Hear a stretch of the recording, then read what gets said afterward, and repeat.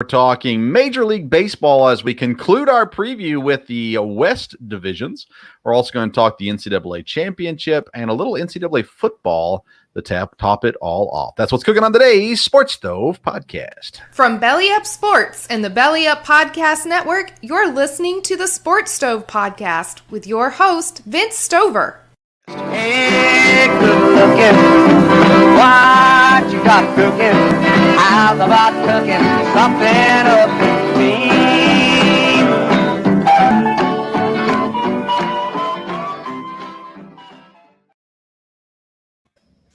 Welcome into an all-new edition of the Sports Stove podcast, presented by Shocked Energy. Go to shockedenergy.com.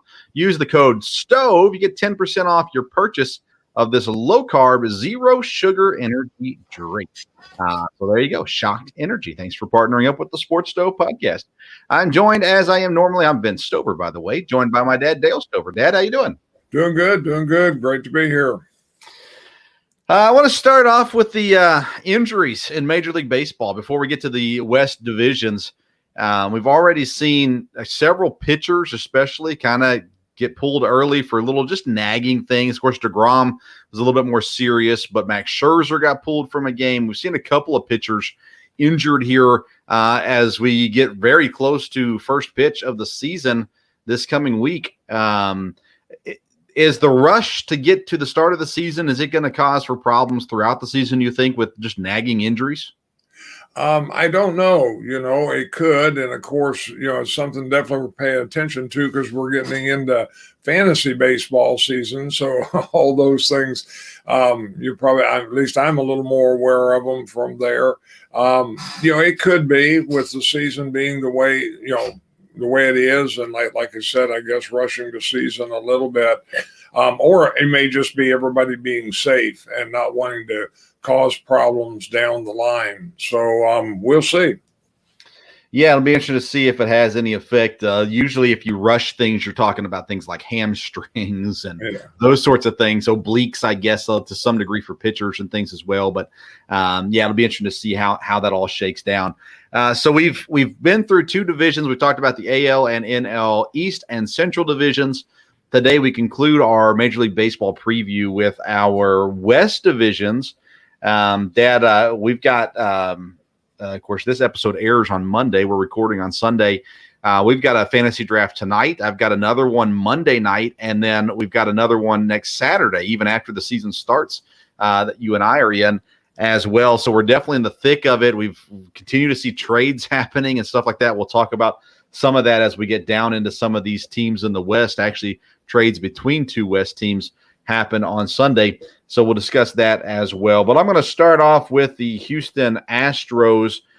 Last year, they had 95 wins. Their lineup will look something like this. They said they don't want Altuve to lead off, but as it sits right now, Altuve at second base, left fielder Michael Brantley, third baseman Alex Bregman, designated hitter Jordan Alvarez, first baseman Yuli Gurriel, right fielder Kyle Tucker, center fielder Chaz McCormick, shortstop Jeremy Pena, and catcher Martin Maldonado. For pitchers, Justin Verlander, Framber Valdez, Luis Garcia, Jose Urquidy, Christian Javier, and then the closer Ryan Presley. What's your thoughts on Houston, as they had a really good season last year? They did, and I would expect them to have a good year. It doesn't look like there was a lot of turnover there. They have a lot of good players coming back. I think, last year, of course, there was, everybody wanted to see how everybody was going to react, and it seemed like they did well. So I would expect for Houston to be a very tough team over there in the West. Houston got their bats back last year. Right? The year after the cheating stuff came out, there were no fans, but, Altuve didn't have a good year. Correa didn't have a great year, all that kind of stuff. And they kind of turned it around last year, got back going. The fans, even the booing and the trash cans and all the other stuff, really didn't seem to affect them. If anything, maybe it even motivated them some last year. But they've lost guys this year. Losing Correa, for instance, it's a pretty big deal, I think, when it comes to the Astros in real life baseball. But let's look at some fantasy baseball values. There's a lot of guys on the Astros, a lot of people like, that I really don't like. So we'll start with you, Dad. Who do you like for Houston fantasy-wise? Well, to me, Houston's a team to look at because they do have a lot of good players. I think Joe Tucker is very highly rated. I think he's an outfielder you have to look at. Alvarez, the outfielder, or I guess could be the DH. You have Bregman at third base, who's a good one. Altuve, getting older, but boy, he's been good over the years and was real good in fantasy again last year. Brantley, I don't know if I'd be as high on him, but he's a guy that to look at. And of course, Gurriel, I was able to pick him up last year and him be a really strong first baseman all year long. So we'll see how he does this year. Of course, pitching staff is good. I think when you're looking for starting pitchers, you can look at, any of those four and feel good about it. And probably their relievers pretty good too. So to me, the Astros is a team you want to look, you will look to as far as getting players. So Kyle Tucker's been incredibly highly rated. Many people have him in the top 4 outfielders I've seen. Some have had him top 6 outfielders. I just don't value him that high. I don't understand why other people are putting him that high in their rankings. Do you put him as we'll just say top 5, a top 5 outfielder? No, I have him in the next category probably just because he's so high rated, but I wouldn't necessarily have him in the top 5, but it'd be pretty close, again, just because everybody's got him ranked that high. There must be something there. Oh, so you're one of those guys. There must be something there. I go the other direction with it. I think everybody's overvaluing him. I think that, he's going to be drafted far higher than I'm willing to draft him, which I'm okay with because that means I get other guys that I have ranked higher. But I don't trust Kyle Tucker to be a, first round draft pick. And that's where a lot of people have him sitting at a first or early second round draft pick. And that's just not where I value him at. I like Bregman. I think he gives you good stuff at third base. Really, the other guys I'm not fans of. Alvarez is a highly rated DH, and he will give you good value there.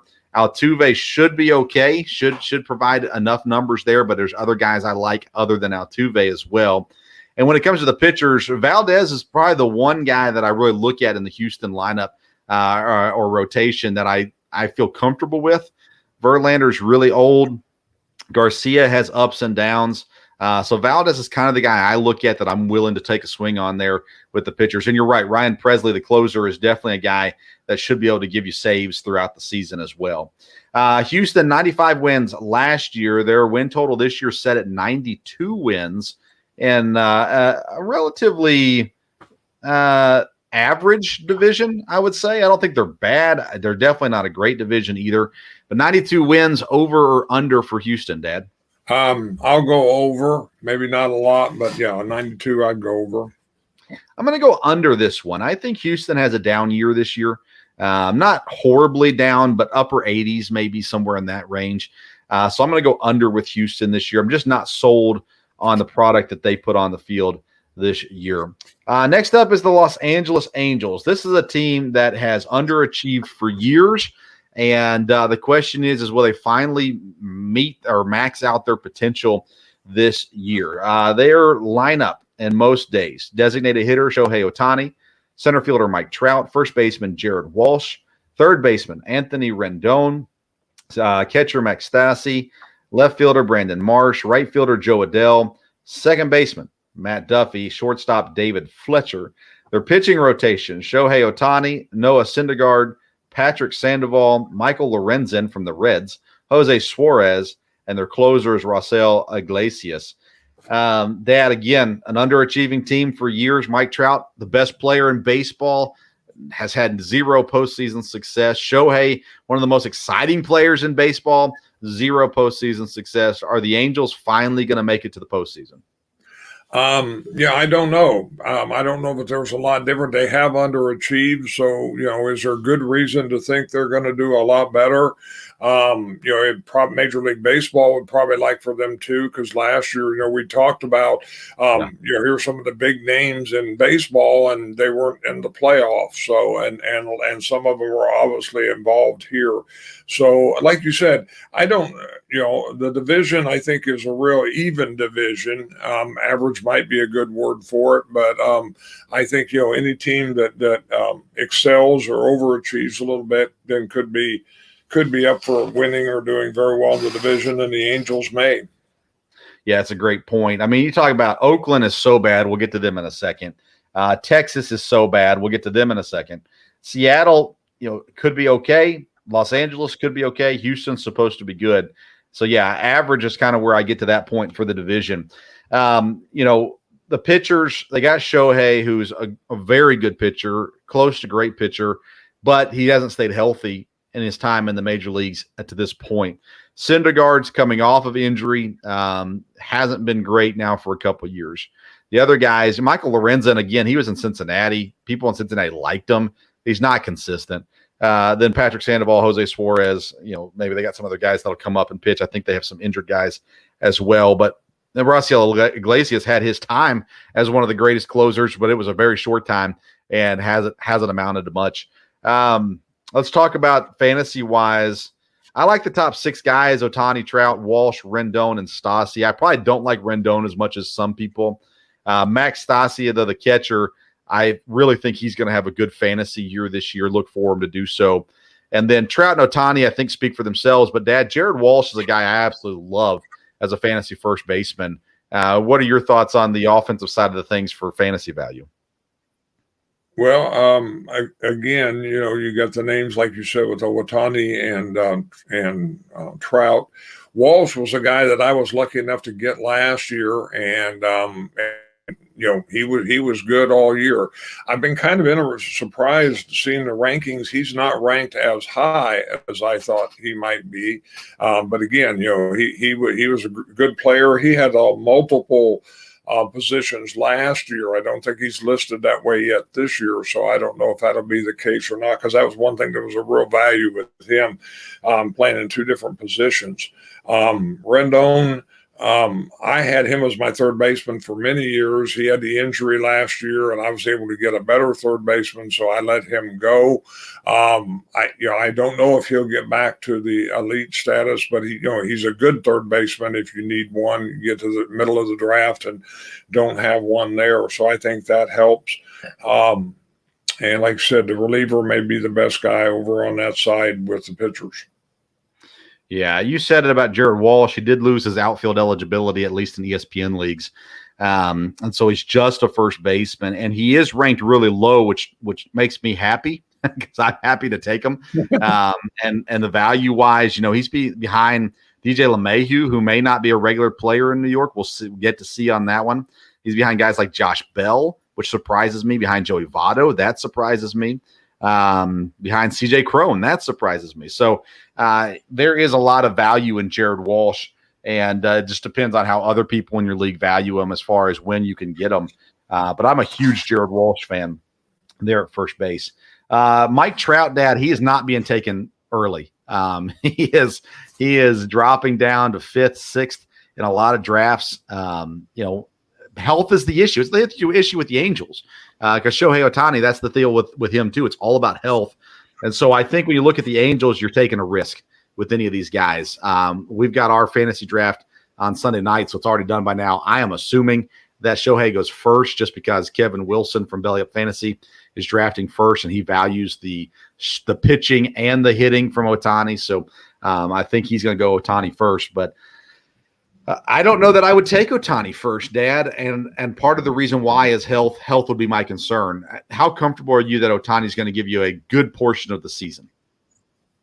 I mean, again, when you got somebody that has trouble with injuries, you can't be real sure of that. He has such great talent; it's hard to pass him up. If I had the first pick, which I do not, I don't know that I would take him, but I don't think you can let him go. Out of the first round, there's just too much potential there. Yeah, no, he's definitely not making it out of the first round of any. I don't think of any drafts. Yeah, it's an interesting spot. I'm kind of cheering for the Angels. I like some of what they have. Last year they won 77 games. The win total this year is at 84 for Los Angeles. Dad, the Los Angeles Angels of Anaheim, or whatever they're called now, 84 wins, over or under? I'll go under. probably just a little bit, but under a little bit. Yeah, this might be the hardest one when it comes to win totals. I think mid-80s makes a lot of sense for them. Health is definitely an issue. Don't love their pitching staff, so I'm going to go under as well. But my thought is they'll be in that 80 to 85 range, somewhere in there. Let's go to Oakland, and Oakland just made a trade, Dad, today. They sent Sean Manaea to San Diego, their starting pitcher. They continue to unload all of their talent, sending it elsewhere. Their lineup is second baseman Tony Kemp, shortstop Elvis Andrus, catcher Sean Murphy, left fielder Seth Brown, right fielder Stephen Piscotty, DH is Eric Thames, third baseman Kevin Smith, first baseman Billy McKinney, and center fielder Christian Posh. I don't know who their fifth pitcher is now. It was Sean Manaea starting, Frankie Montas, Cole Irvin, Dalton Jeffries, Brent Honeywell Jr. The closer is Lou Trevino. I'll work to find out who their other pitcher is, Dad, but what are your thoughts on the A's? I mean, again, they've kind of cleared everything out, a little surprising because it looked like they were a team that was going to challenge. And obviously, they're in a rebuilding mode. So hard to tell what'll happen. Yeah, I mean, they just, if you could play, they got rid of you. It's basically how it looks. They are officially in full tank mode in Oakland. It looks like Adam O'Leary is going to be the fifth pitcher. They traded for him back in March from the Mets, originally drafted by the Pittsburgh Pirates. Yikes. What a bad team Oakland is. I don't know, Dad. Do you see any value here fantasy-wise on this team? No, I think this is one of these teams like we've talked about that the best you can do here is keep an eye on them the first 2 or 3 weeks of the season. Somebody's going to be able to play, and I'm sure there'll be one or two players that you'll pick up as you need to fill in spots on your team, but I don't see picking anybody at the draft. Yeah, Tony Kemp, he's going to play leadoff, so there's going to be some value there. He's going to get steals and things like that. Sean Murphy, again, when you're looking at catchers, for me, a big thing is plate appearances. If they're going to have a lot of plate appearances, then I'm willing to draft them. Sean Murphy's batting third in the lineup as it currently sits, which means he's going to get a lot of plate appearances. He's a good batter as well for a catcher. So there's value in Sean Murphy as well. When it came to pitching, even before the trade, the only guy I really had my eye on is Frankie Montas, and I'm not excited about him. But if I was going to pick a pitcher, that's who I would have picked. And now, though, are they going to have enough run support? Is he going to win games? That's the big question mark there. But Frankie Montas becomes the best pitcher in the rotation, at least as it sits currently. Maybe one of these young guys surprises. Other than that, not a fan of what Oakland has done this offseason. And really, outside of the Reds, they have the biggest differential this year from last year. They won 86 games last year. Their win total, it was at 72.5. It might have changed since the trade. But we'll take 72.5 over or under Oakland A's. At this stage, I'll go under that. Yeah, getting 70 wins would be a surprise, I think, for Oakland this year. Unless, again, they just massively overachieve. Let's move on to the Seattle Mariners, an intriguing team. They won 90 games last year, just missed the playoffs. Shortstop J.P. Crawford, right fielder Mitch Haniger, left fielder Jesse Winker, first baseman Ty France, center fielder Jared Kalenic, third baseman Eugenio Suarez, DH Abraham Toro, second baseman Adam Frazier, and catcher Tom Murphy. Their pitching rotation: Robbie Ray, Marco Gonzalez, Chris Flexen, Logan Gilbert, and Matt Brash. The closer is Drew Steckenrider. Dad, this is a team that, they were so close last year. Do you think that they've done enough to go with a step above this year? Well, I think they've obviously tried to help with some of the, pickups that they have made, and getting Winker, definitely I think will be a help. So I would think they could, stay up there where they were at, and maybe, go up just a little bit. I think Seattle would be a team that you could have a little bit of optimism going into the season.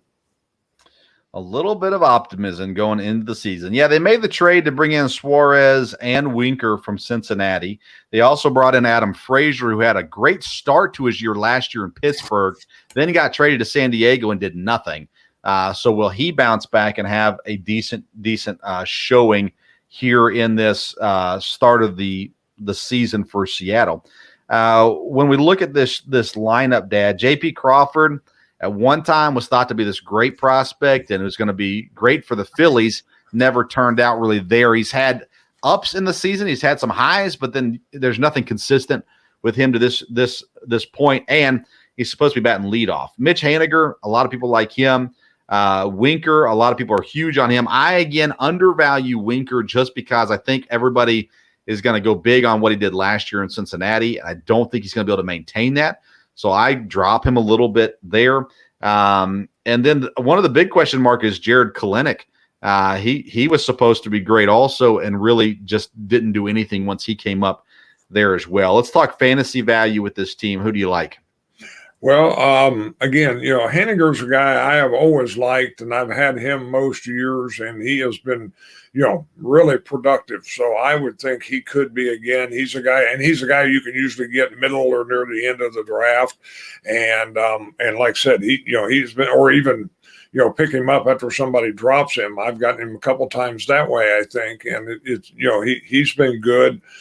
Winker, you don't know. France has multi-position availability, which can be a real help there. He's a guy that probably to look at because he is a solid starter. Suarez, I don't know. They expected great things for him in Cincinnati. I don't know if he was quite there, but is he a guy that's got potential that, late on is, worth taking a shot at? I don't know from there. Ray is obviously listed as one of the top pitchers, so we'll probably go pretty high there as people are looking at pitchers. Well, what do you think about the others? What do you think about Robbie Ray? Again, pretty much, I don't know as much about him as just looking at the rankings. So I've got him, up in probably the second echelon. I'm not big on old pitchers or older pitchers. Robbie Ray, I'm looking right now to see. He's 30, so he's not crazy old. He always looks really old, which maybe turns me off a little bit from him. But he has had some good years here recently. Again, I think many people value Robbie Ray higher than I do, and I'm happy to let him go. If he's there at the right spot, I think he's a good pick. I just think some people are going to take him too high. Ty France, you said it, multi-positions, first base, second base, and DH. It's a huge value, especially now that the DH is universal. Most leagues have a DH in them. Now Ty France, that's a great pickup right there. Super valuable guy because he can play corner, out infield, center, middle infield, or DH for you as well. I think Jared Kelenic, he's the guy that I'm kind of high on this year, that nobody else I've heard at least has been talking about. I think he's going to have a bounce back season, and I think he's going to improve there. J.P. Crawford, he's a guy I will not draft, but I will keep an eye on. I always have him on a watch list because when he gets hot, he'll be hot for about 3 weeks, and I want him for those 3 weeks. Pitchers other than Robbie Ray, Chris Flexen has some value there. Marco Gonzalez, a little bit of value. Not a huge fan of these pitchers, though. 90 wins last year. Their win total this year is at 86.5. You go over or under 86.5 for Seattle? I'll go over, but I think it's real close there. Yeah, I'm going over as well because I'm down a little bit on Houston as far as under their win total. Los Angeles, I'm down on their win total a little bit too. Oakland's going to be horrible. The Rangers are bad. So Seattle, I'm going to go over 86.5. But I think you're right. I think it's in that upper 80s range for the win total for wins for them. Texas Rangers, they brought in some moves in the offseason. I'm not sure how much it'll pay off, but their second baseman, Marcus Semien, shortstop, Corey Seager, catcher, Mitch Garver, all of these guys new to the team. First baseman, Nathaniel Lowe, center fielder, Adolis Garcia, right fielder, Cole Calhoun, left fielder, Brad Miller, third baseman, Andy Ibanez, and designated hitter, Willie Calhoun. So they have two Calhouns on this team. Their pitching rotation, John Gray, who I absolutely hate, Martin Perez, Dane Dooning, Taylor Hearn, AJ Alexy, and closer Joe Barlow. They brought in Semien, Seager, and Garver, but Dad, I'm not sure that's enough to put this team over the top. What are your thoughts on the Rangers?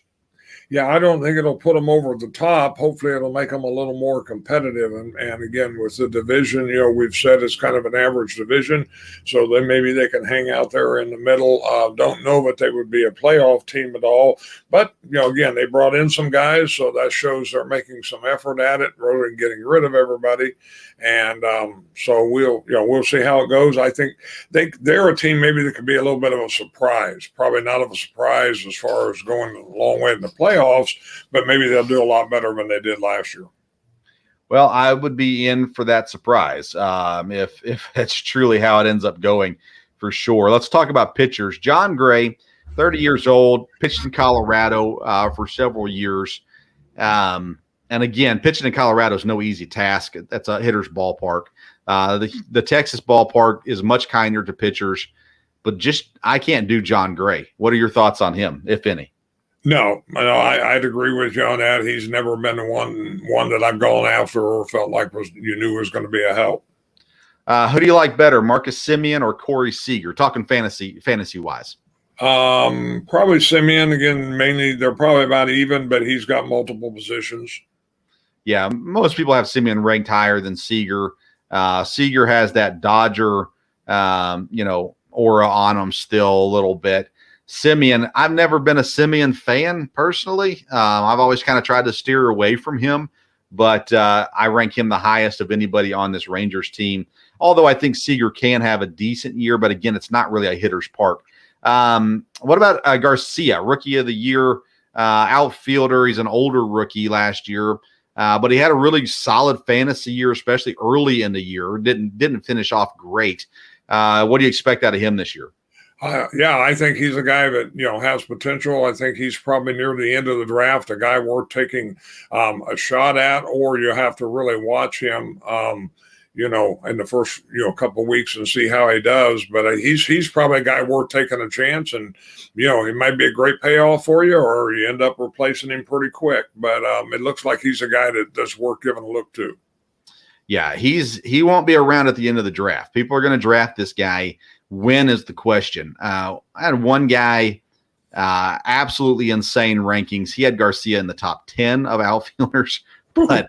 Yeah, he was going to appear on our Belly Up Fantasy show. We saw his rankings and said, no, you're not going to be on this show. But there are people like that out there who are going to really love Garcia.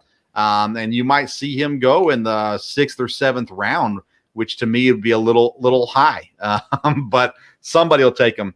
That is for sure. Anybody else on this team that you look at fantasy-wise that you like? No, I think that's the only guys to look at as far as drafting is concerned. And then we'll just see if the team does make a good move. There'll probably another player or two that's worth using for a few weeks.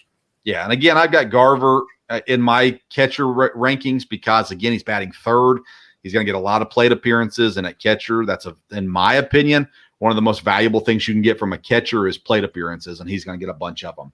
Last year, the Rangers won 60 games. Their win total this year, 73, with the additions of Semien, Seager, and Garver, and John Gray. 73 wins, Texas Rangers, over or under? I'll go under on them. I hope they do well, but I think that's kind of a little bit of a high number. Oh, this is a hard one for me. Nathaniel Lowe is decent at first base. Garcia, maybe he has a decent year. Calhoun, Semien, Seager. I hate the pitching in Texas. I'm going to go under 73, but I would not be surprised if they're in the upper 70s by the end of the season just because of some of the talent they have. Maybe some of these other pitchers will step up and pitch well as well. All right, Dad. In AL West, who is your pick for the West? It's the Astros, Angels, A's, Mariners, Rangers. I have to go with Houston. I'm going to go with the Mariners. I think they might pull it off this year. I'm just not confident in Houston this year. So I'm going to go Mariners. You go Houston. Let's go to the NL West and start in Arizona with the D-backs. 52 wins last year. Not a great season for the old Arizona Diamondbacks. Their batting order, third base, Josh Rojas. Second base, Ketel Marte. Center fielder, Dalton Varsho. I'm sure we'll talk about him as he has eligibility as a catcher as well. First baseman, Christian Walker. Left fielder, David Peralta. Catcher, Carson Kelly. DH, Seth Beer. Right fielder, Pavin Smith. And shortstop, Nick Ahmed. Their pitching rotation: Madison Bumgarner, Zach Gallen, Merrill Kelly, Luke Weaver, Zach Davies. Closer: Mark Melancon. What do you think about the Diamondbacks, Dad? I mean, hopefully they'll be better than they were last year. But I don't know. I don't think, again, they're in a division, it's kind of a tough division. So I think they'll struggle. But hopefully, again, big fan base out there. That's one of the stadiums I've had a chance to go to several games to over the years. And that's, I'd like to see them do better for sure. Yeah, this is a three-man division, right? I mean, Dodgers, Padres, Giants. That's kind of where that sits right now. Did you ever get a chance to speak to the Diamondbacks? No, Okay. I never did. But like I said, I got to go to several games out there in the stadium. So let's start with pitchers on this one. Madison Bumgarner. He used to pitch for your Giants. Zach Gallen has injury issues. I'm actually a huge Zach Davies fan, but he's late in the rotation. I mean, can they get anything out of these guys? Is Madison Bumgarner, Zach Gallen going to be able to last the season? I mean, it looks like they're, could be in tough shape for that. But again, one of those, there are guys that have had good years and have potential. Fantasy-wise, I'm a huge Ketel Marte fan. I've never had him on my team. He always gets drafted before I can draft him. No one will trade him to me. I've wanted him on my team. He has positional eligibility with second base and outfield. I'm a huge Ketel Marte fan, but outside of him, Josh Rojas has some value there as well. Those are kind of probably the two guys I'm really looking at with Arizona, but a lot of people that are big on Dalton Varsho because he has catcher eligibility. What do you think about him? Again, he's a guy that, I noticed was ranked. And I think, again, he's a guy you look at late when anybody that has multiple eligibility, when you feel kind of comfortable with your positions, and that's a guy you want to add. Yeah, and I mean, catcher, there's maybe four that you are kind of must-have catchers, and then after that, it's all about just who you can value pick. And Varsho, because he plays pretty much every single day, and he's going to play outfield, I don't know that he'll catch it all this year, but he still has the eligibility. And I believe in ESPN, if you start the season eligible, you finish the season eligible. So even if he doesn't play one time behind the plate, Varsho's going to get a lot of bats, and giving you that guy at catcher. I know a lot of people are valuing him very high because of that, and really planning on playing him in the catcher spot, not even planning on playing him in the outfield spot. I just don't know if he's good enough. I don't know if he's a guy that I'm going to reach for. I don't know. Catcher is one of those positions you have to have a draft philosophy on, and mine is, I'm okay with two catchers that are okay, average. We talked about that a little bit with the Brewers. They've got Omar Narvaez. I'll pick him and their backup catcher and just play them. But if I get one of the top guys, I'm happy to do that too. Varsho, for me, I think is overvalued, but we'll see. They had 52 wins last year, Dad. They are win total right now at 66 wins. A lot of that depends on health of their pitchers. What's your thoughts over under 66 for the Diamondbacks? 66. I'll go up. I don't think it'll be much over that, but I'll go plus. All right. Well, I'm going to go under. That's a pretty big jump with winning 52 last year to 66 this year and not really adding a whole lot. So I'm going to say under. Again, a lot of that falls on the injury issues they've had with Zach Gallen and Madison Bumgarner. The Colorado Rockies, boy, what an interesting team they are. DH, Charlie Blackmon. Left fielder, Chris Bryant. Third baseman, Ryan McMahon. First baseman, C.J. Cron. Second baseman, Brendan Rodgers. Right fielder, Randall Gierchuk. Center fielder, Sam Hilliard. Shortstop, Jose Iglesias. Catcher, Elias Diaz. Their pitchers, German Marquez, Kyle Freeland, Antonio Senzatella, Austin Gomber, Chad Kuhl. Closer, Alex Colomb. Dad, I don't think the Rockies can contend in this division. What are your thoughts? Yeah, they're going to have a tough time. Again, we'll talk about fantasy in a minute. And, boy, there's some good fantasy names jump out to you there. And part of it's because the ballpark they play in. But, again, I don't think the Rockies are going to compete against top three teams real well. So here's my philosophy on the Rockies. We'll talk fantasy baseball. Don't have a Rockies pitcher because when they're pitching at home, it's a nightmare. Then as far as the Rockies go, they are the team I look at when I need to pick someone up because of injury. I go to the Rockies roster. I see who's been hitting well. I see if they're playing at home. If they are, I pick up a guy. CJ Cron is a perfect example of that. I will not draft CJ Cron. As a matter of fact, I will only draft one Colorado Rocky, and that's Chris Bryant. And I will overvalue Chris Bryant all day, every day. But CJ Cron's a guy that in our league, in our 8-man league, Dad, he's available most years. And so I just kind of wait around. And when I get a first baseman injured or going through a slump, I go look and see what CJ Cron's doing, see if he's got home games, and I'll pick him up if he is, and I'll drop him as soon as he's away from home. But Chris Bryant, Dad, I am crazy high on Chris Bryant. You throw him in that stadium, multi-position eligibility, I'm all in the Chris Bryant train this year. What are your thoughts fantasy-wise with Colorado? Yeah, I think Bryant is a high value, no doubt about that.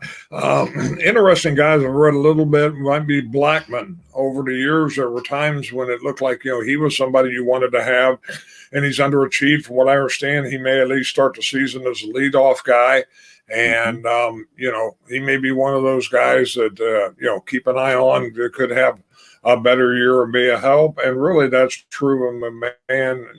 Gruchuk, all those guys. You're probably right. It's best to look at them and pick them up if they do good.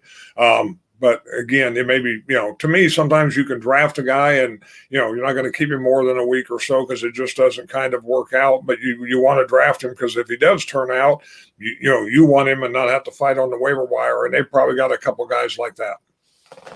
Yeah, Blackman, he was so bad last year, I don't see him being motivated this year either because the team's bad. Batting leadoff, there is benefit to that, but my guess is in most leagues, you can probably take Blackman with your last pick. I could be wrong, but I'm not seeing him valued very high. Ryan McMahon's an interesting one. I should be careful with what I say because maybe I would draft Ryan McMahon in the right situation. I believe he has multiple eligibility as well. I think he's got middle infield at second base also. But I don't know. Chris Bryant, though, I'm all in. As soon as Bryant signed with the Rockies, I was moving him up my board, popping him up there. That's like he's a top 6 outfielder in my opinion. He's a top. I think I'm trying to think through my third base rankings, but I think he'd be in the top 6 there too. So I'm pretty high on Chris Bryant for fantasy reasons. The Rockies won 74 games this year. Their win total this year 71.5. Are you over under 71.5 for Colorado? Yeah, I'll go over that at 71.5. Whew, man, I just don't know, Dad. Oh my goodness. Pitching staff's not great. Tough division. I'm going to say under that. I think the Rockies are bad again this year. Pretty bad as well. Dodgers. What a lineup, Dad. You want to talk about fantasy value? Here's a lineup for you. Mookie Betts, right field. Freddie Freeman, first base. Trey Turner, shortstop. Max Muncy, DH. Justin Turner, third base. Will Smith, catcher. Chris Taylor, second base. Cody Bellinger, batting 8th in center field. And I'm going to have to look it up. They traded A.J. Pollock away this week for Craig Kimbrell. So I need to look that up real quick. But their pitching staff, Walker Buehler, Clayton Kershaw, Julio Urias, Andrew Heaney, Tyler Anderson, closer Blake Treinen. And again, like I said, they just picked up Craig Kimbrell as well from the White Sox. What are your thoughts on the Dodgers this year? They look poised to go the distance.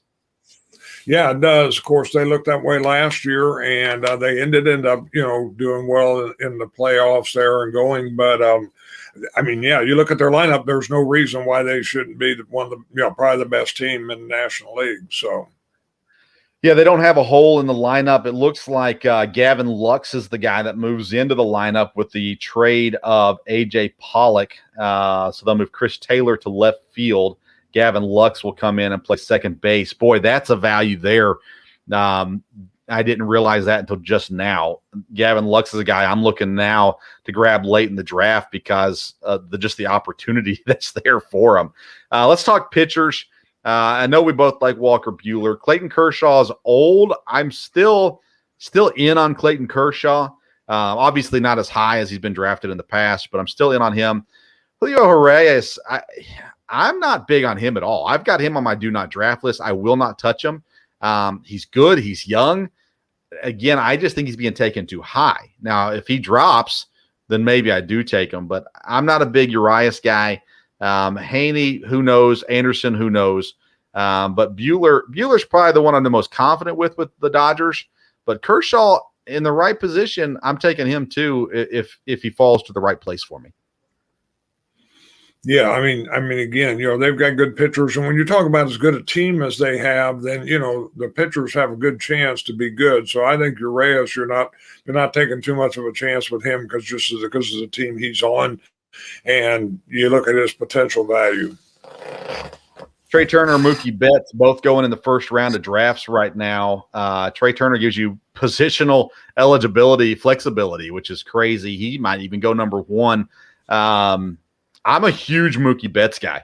I'm all in on Mookie Betts. So if Mookie Betts is there when I draft at 9, I'm probably taking him. Not probably, I'm taking him. So your thoughts on the Dodgers, fantasy-wise? Yes. Well, I mean, fantasy-wise, I mean, you have to look at all of them, different positions in the draft. But again, the Dodgers should be a team that's really good. And, if you see guys that slide at all, like Bellinger, maybe he won't go as high. You're not going to hurt yourself by taking him. Taylor, I've always liked because he really has multiple position eligibility, same way with Muncy. I had both of them, I think, the last couple of years. And there's some real value there. Will Smith, supposed to be one of the highest ranked catchers. He was last year high ranked, but then didn't really pan out that way, at least early on. So, but again, I mean, you can look at any of the Dodgers and you get in a spot and you're looking at a certain position. You have to look and see if any of those guys are left. Our 8-man league, somebody dropped Will Smith last year. I picked him up, and he was great for me down the stretch. I don't have him ranked as high as a lot of people. A lot of people have him number 1 as catcher. I just don't have him there. Cody Bellinger, I had him ranked pretty high in my outfielder rankings until I saw he was batting 8th. And then I was like, well, never mind. So I'm dropping him down my rankings. Still willing to take him in the right spot. And maybe he has a bounce back year this year. He was bad last year. But honestly, you said it. I don't think you go wrong with this Dodgers fantasy value wise. Take any of these Dodgers, you're going to get something out of them. And now that, like I said, Gavin Lux, I'm big on him going into our drafts this week. I got 3 drafts this week, and I'm sure to have some Dodgers on my roster. 106 wins last year. Their win total this year is 97.5. I believe that's the highest win total out there.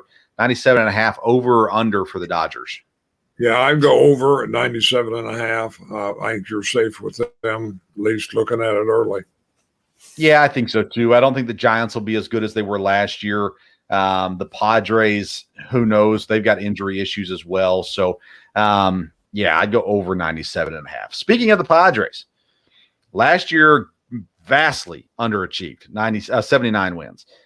Trent Grisham, center fielder leading off. Third baseman Manny Machado. Second baseman Jake Cronenworth. DH Luke Voigt. First baseman Eric Hosmer. Right fielder Will Myers. Catcher Austin Nola. Left fielder Jerickson Profar. Shortstop Ha-Song Kim. Pitching staff, they've got Joe Musgrave, Yu Darvish. Yu Darvish is the going to start off there. Blake Snell, Mike Clevinger, Nick Martinez. They just bring in Manea. I think Snell may have gotten injured. Now that I'm saying this, I have to look that up. What are your thoughts on San Diego? Again, like I said, they really underachieved last year. Going into it, you thought, they were going to do good, and fantasy-wise, you thought, boy, if I can get a Padre, and it just didn't really work out in a lot of ways there, even though there were some good players there. So I would think they'll be better than last year. Can they challenge the Dodgers? Their lineup, I don't think quite says that right now, but we'll see how they do. Yeah, and Fernando Tatis's injury put a big hurt on this team. It looks like their rotation now sits Yu Darvish opening day, Joe Musgrave, Sean Manea, Nick Martinez, and Blake Snell as the 5. Chris Paddock is in the bullpen. Tatis is out for a couple months. Clevenger is injured at the moment. I think he's okay, but nonetheless, we'll see where that all shakes out as well. They've got a few guys injured right now. They've got to be better than last year. They just have to be. I love Trent Grisham, old former Brewer. He's just consistent every year. Love what he gives you: stolen bases, home runs, RBIs, all that good stuff. Luke Voigt, DH position. I like what he can do as well. He didn't get used enough in New York, so I like what they have with him there as well. Jake Cronenworth is probably my favorite guy to have from San Diego just because of his positional flexibility there as well. And then Manny Machado, I'm super high on him still as a third baseman. Fantasy wise, Yu Darvish, I'm not drafting him.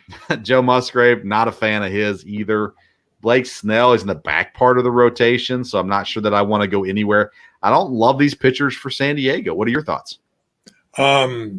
Yeah, again, I think if San Diego is going to be a good team and going to be improved, then I think that it'd be worth taking one of the pitchers. If he was one of your 5 or 6 starters, it'd be to me it'd be good to take a chance early on, probably with Musgrove or someone, and just see how they do. Yeah, Joe Musgrave's probably the one guy I'm looking at this point. And then hitting wise, Cronenworth, Machado, Grisham, Voigt. You like any of those guys?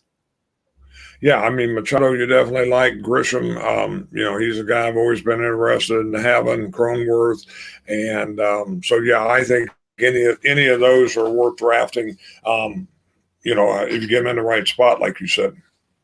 79 wins last year. Their win total is 86.5. Over or under 86.5 for San Diego.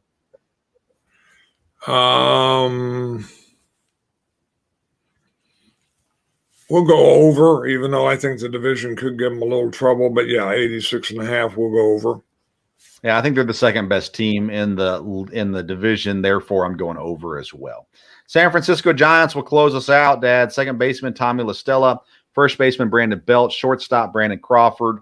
Left fielder, Lamonte Wade Jr. Third baseman, Evan Longoria. Right fielder, Mike Yastrzemski.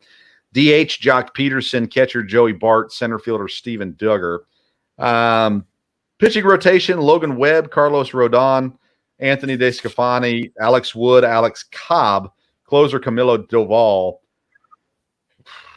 What a year they had last year, but Dad, it does not look like they can repeat that this year. What are your thoughts?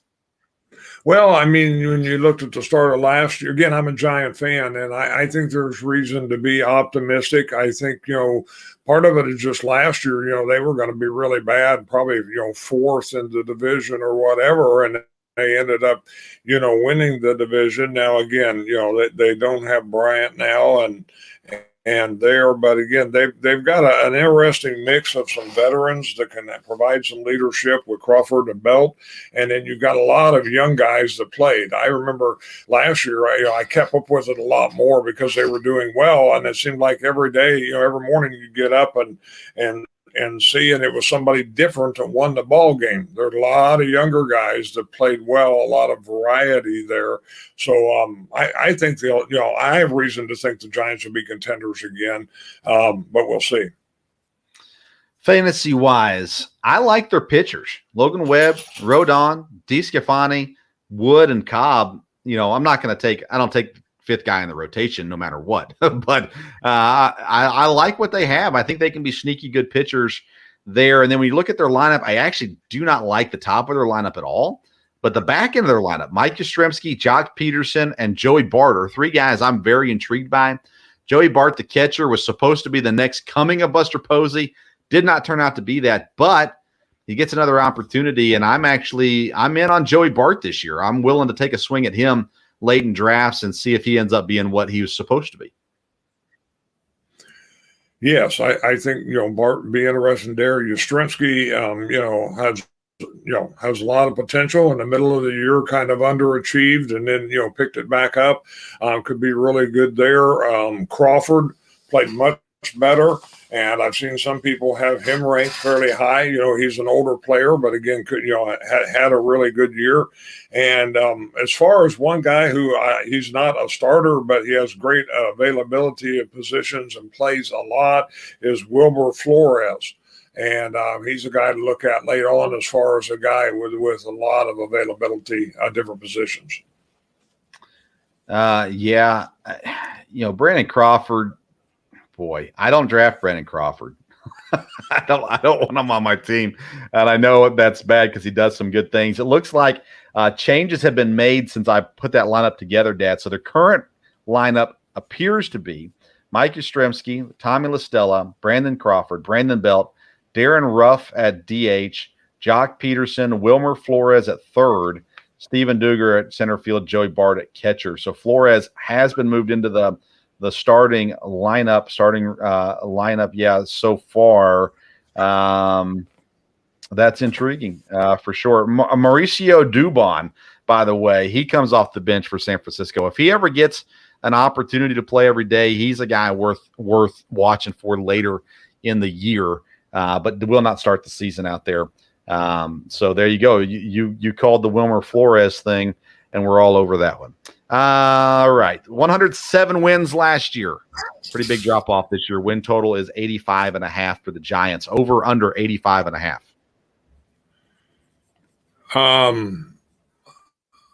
I'll be optimistic and go over. Again, 85.5. They won't get to, I don't think they'll get to where they were last year, but it really depends on how well the Padres and the Rockies and them do. If the Giants can be the next best team in the division, which they can be, I'll go over. All right. I'll go over too. I don't know. It's a big drop off from last year, so I'll go over on that one. NL West winner. Who do you got?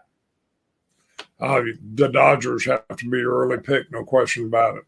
Yeah, 100%. They can lose two guys and still be better than most teams there as well. So there you go. Our Major League Baseball preview is complete. If you miss the Central or the East preview, make sure you go back and listen on the Sports Stove podcast there as well. Dad, we'll close out the episode talking NCAA basketball.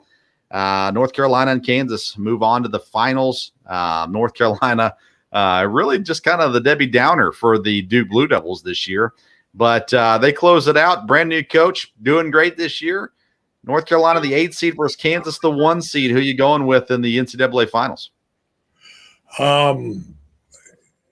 I think just watching them play here in the tournament, I think it'll be Kansas. Everything in my body, my bones, my soul goes against Bill Self. I picked Villanova to beat them. I was wrong. I'm going to pick North Carolina to beat them. We'll see if I'm wrong. I honestly will not watch a second of the finals. I do not like North Carolina. I do not like Kansas. I cannot find any reason it would be enjoyable to watch. I'm not watching the game on Monday night, but I'll pick North Carolina nonetheless from there. Well, Dad, we went longer than I thought we were going to go, so we're going to go ahead and cut the episode short unless you have something pressing that you need to say. No, I think we're fine. Again, it's kind of funny you say you're not going to watch any of the game on Monday. I mean, hey, it's college basketball championship. Just not the teams we like.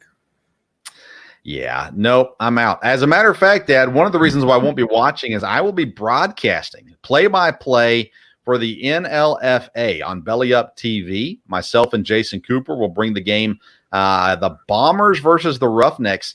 And you can tune in 8 p.m. Eastern time on Belly Up TV, BellyUp.tv, Belly Up TV on the Roku or the Tiki Live app on any other streaming TV. You can watch the NLFA, the Northern Louisiana Football Association.